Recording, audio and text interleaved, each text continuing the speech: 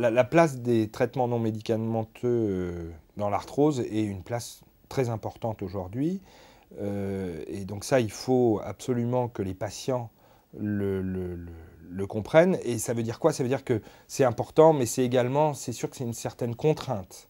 Néanmoins, il faut savoir que ce sont des traitements qui, en général, n'ont pas d'effet secondaire, donc ce qui est déjà quand même quelque chose d'assez appréciable.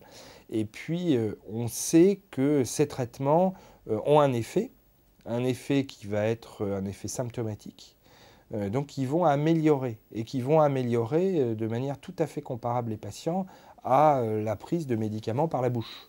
Il faut absolument que les patients soient convaincus que cette modalité de traitement est très importante. Ce n'est pas un gadget.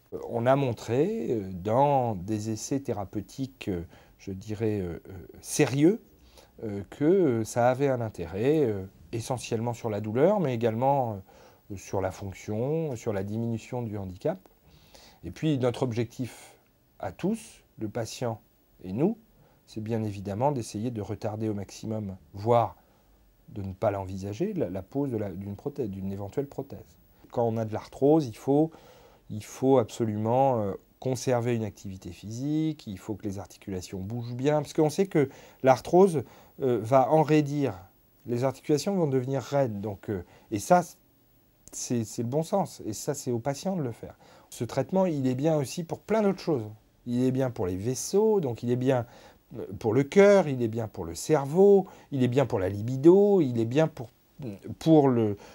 tout ce qui est psychique également. Ça donne au patient, donc ça améliore sa qualité de vie. Et en plus, dans certains domaines, c'est, je dirais, même probablement protecteur vis-à-vis de maladies qui peuvent être un petit peu ennuyeuses, notamment certaines maladies vasculaires. La question qu'on pourrait se poser ensuite, c'est de savoir si cette rééducation, c'est pour tous les patients ou si c'est pour certains patients. De toute façon, ce traitement non pharmacologique, il est lié à la volonté du patient.